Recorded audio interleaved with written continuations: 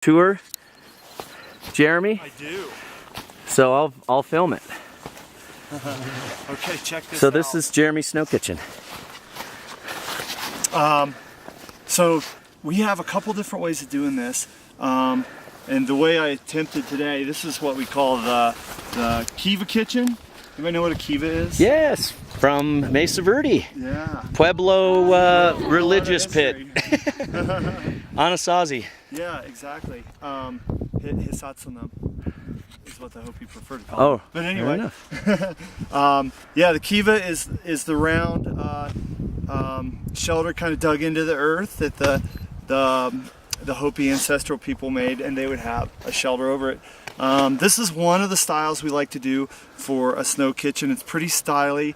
You know, usually we have a little bit more snow around here so that you're a little more protected. You'd be down in here like 4, 5, 6, last year 11 feet.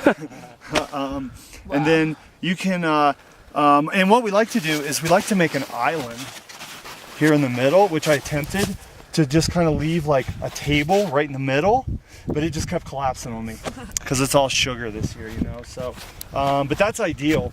And then, you know, so ideally we'd have our table here, but since it collapsed, no big deal. What we've done is just made some shelves all the way around, tried to level all those things out, and then I tried to pile all this snow from down here around here to create a little bit more of a wind barrier.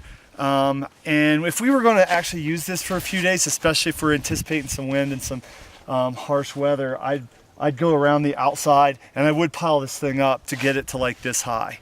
And then we would cover this with a Megamid. We could take a couple probes and stick it in the middle, and then you'll see what our Megamid shelters are. It's like a pyramid, basically.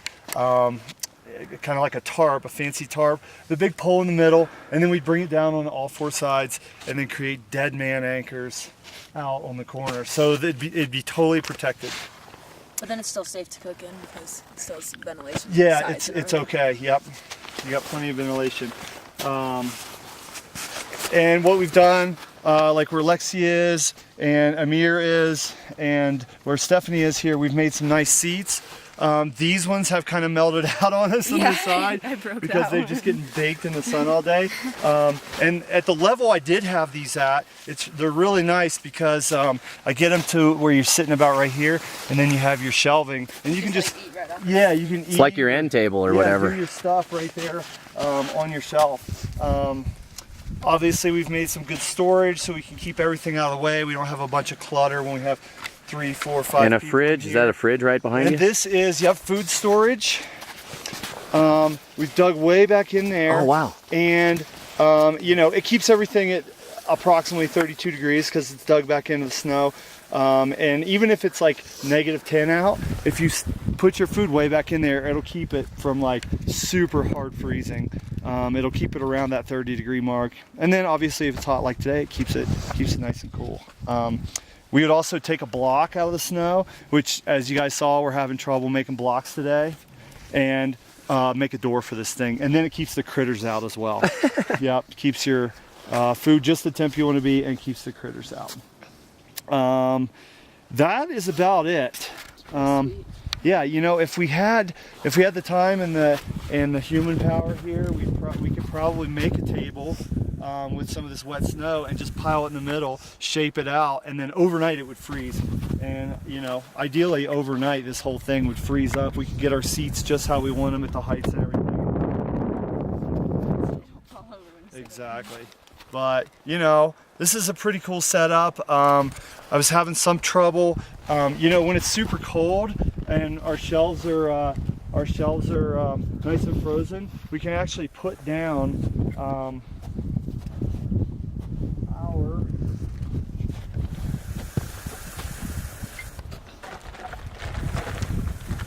a little base, which I'm not seeing that thing. I'm just using it to.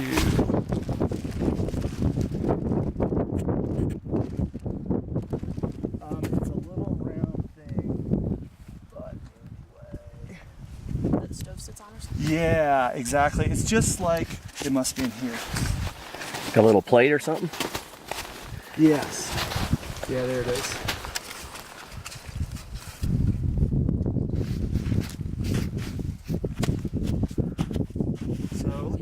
Oh, the fuel? Yeah. It's nice to have plenty of shelving. The more you have, the better it is. So we can have something like this. Oh, Yeah. it's like a heavy piece of aluminum or tin Yeah, or and then something. we set this thing down here. I tried to cook right here, not over one of my cabinets, but where it's solid all the way through, because it's always going to drop down a little bit. But the snow is so soft today. My stove was just going like this fast. It was descending. Yeah, it was descending as we lit it up, so that wasn't really working for us. But you know, if you have good winter snow, you can do that. What kind of stoves are those? So we have two types here today. We have an isobutane stove. These are called jet boils. That's a big jet boil. Yeah. Anybody used these before? I have a little one. Yeah. Yeah. Cool. So they're pretty simple, right?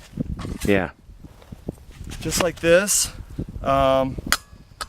This thing, you know, it's pretty cool because the whole thing with your fuel and everything fits right in there. So you just open it up. Ben's a nice little pot when you pull it out. Yep. How long does like a full tank of that like last generally? It would probably last a cook group of 4, melting snow and everything like that, like 3/4 of a day. Yeah. Yeah, because you're gonna be melting your snow to drink out here, so we will be going through the fuel pretty quickly. For summer camping, it's kind of amazing how long they Yeah. last, though. If you're just heating up water to do meals, you can Yeah. go, 2 people can go for a For- few days on that. Exactly, totally. So just like that. And they then, boil water really fast. These things are great because they're super simple. All you do is hook the thing up, get your lighter out, and turn it on, stand clear, and light it up. And it goes, Disaster. So much for oh, he busted the fridge. This is what we're dealing with, the Those are snow. more intended just for water or for cooking everything. yeah, you know, if you have like It's over. instant meals or soups or anything like that, those are great to make in. But it's basically just like water-based meals Yeah. or boiling water. So that's that stove? And you have another stove? That's the jet boil, yep. And they're super simple. Their downside is they have one speed, super hot. So like sauteing anything in this is not happening, frying anything. It's just gonna blaze everything. So it's basically to be cooking things. You like boil pasta or something. That's it, exactly. Water-based cooking. That's And those it. fuels are hard to find in like small communities. Totally. Like when I lived in Minnesota, you couldn't find them in any small towns. And Exactly. so traveling internationally, they don't really work. Exactly, good point. Did you say there was a second? Yep, stove? we do. Another disadvantage of these is that they'll freeze up too. These isobutanes will freeze up. So sometimes we've been out in the extreme cold of a real winter. We have to keep these things warm. Like someone may even have to like sleep with it at the bottom of their sleeping bag or something just to keep it warm enough because it won't fire up if it gets below a certain temperature around 0 degrees or so. Any other comments or What's questions? the Just the high other- altitude fuel to use then? If you're doing legitimate like really Oh. high mountaineering, not that stuff then. No, What would be the better? It's not. I mean, white gas is Is your going to best be bet for- your main option. You know, and the downside to doing that in a high altitude, super cold environment is that if you spill white gas on yourself, like you could give yourself like serious frostbite, just like Instant. that. It's not good. Because it That's not evaporates and cools? Is that it? Yeah, like super quick. What's that one? Is that a different kind of? That's a different kind of stove? Any other questions, That comments looks like on the this same one? one. Oh, on the jet boil. Sorry, no. This. All right. I was just gonna say I have like a pocket rocket, guys. If you're ever looking for one, that's like $30 that sits on those same fuels. Yeah. Those are awesome. It's like this big, Little guy. little That's tiny neat. one. Nice job. Cool. Ever do any, we're gonna do that other stove real quick, and yeah, if you ever do any you know, super lightweight stuff like Yeah, that those one. things are great. And you know, I've been on a bunch of multi-day kayak expeditions where you know we've only got this much room in the back of our boats. Yeah, you got to So- be creative about. No, just the other one and the fuel bottle. You got to be creative. looks like a fire extinguisher. That's what I thought it was for a second. I was like, So this is a white gas stove. There are tons of kinds of these. Have you guys used these too? I don't think I've ever seen one. So these are like probably the most common stoves you'll run into. They're a little more expensive the fancier you get.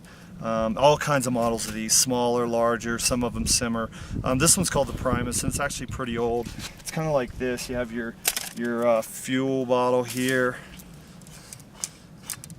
and Is that the white gas that's coming out? this is white gas, yeah, Coleman fuel, also known as Coleman fuel.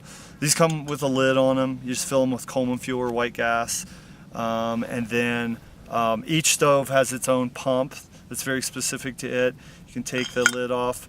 I can smell it. Yeah, It's pretty strong. pretty strong stuff. It's kind of making my fingers cold even in this warm weather. Don't want to spill this stuff on yourself when it's cold out. Seriously frostbite yourself really quickly. With the way it just flew out, it seems like it could happen pretty easily. It was under Yeah, pressure, wasn't exactly. it? It was under pressure, yeah. Is there a release valve? There's not on this thing Fair enough. because it's so old.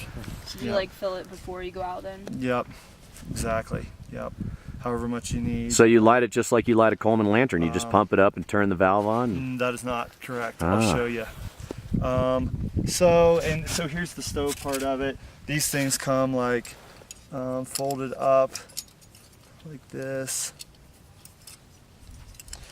This one's pretty sticky. This one's really old. I mean, it's like 10 or 12 years old. Just like this, you know, and then it fits in its little bag. So you pull it out. And all of them are, you know, some form of this. The most popular, well-known stove in the world is the MSR Whisper Light, and it's just like this. A lot of these stoves will use any fuel too. They'll burn kerosene, gasoline, unleaded, alcohol. The MSR Dragonfly is one of those that's really good that I've been using for a long, long, long time. It burns anything. I've taken it all over the world and put all kinds of stuff in it. Just keeps on going. So this one, they all hook up a little differently, but this one just spins in like so. And then depending on how much fuel you have, this one's pretty full. So I'd probably pump this thing, pump it up like 20 times-ish. Just like that. And so what the deal is with these is, and this is how I had to cook earlier on this ground because this snow is so warm. The deal with these things is, so here's what's going on. I wish this thing worked. I guess I'll try it. It doesn't work. Like it just malfunctioned on me even though I tested it this morning and everything. It wouldn't work. So what we do is we have to prime these things. It's not just turn it on and it's gone. It's like, so what happened? There it goes, cool. So I just primed it. So basically what happens is this is a liquid fuel, right? We just saw this white gas. So it comes through the tubing here all the way up into the stove, and I'll show you what it looks like when it's liquid and it burns, okay? It's like this. So I'm gonna stand clear.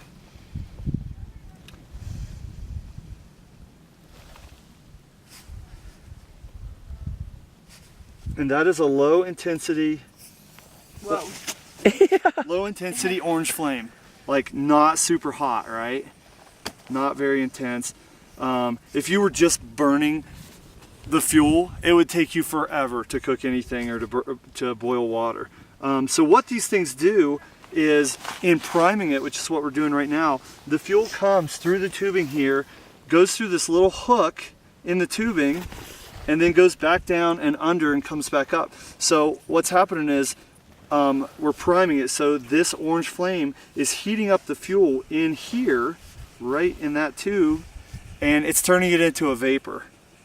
And so when it comes in, it gets heated up by itself, it vaporizes right there, and then from here on down, it's a vapor. So then when it shoots up on, you know, from the underside, from the jet, after this thing is sufficiently heated, it's going to be a vapor fuel.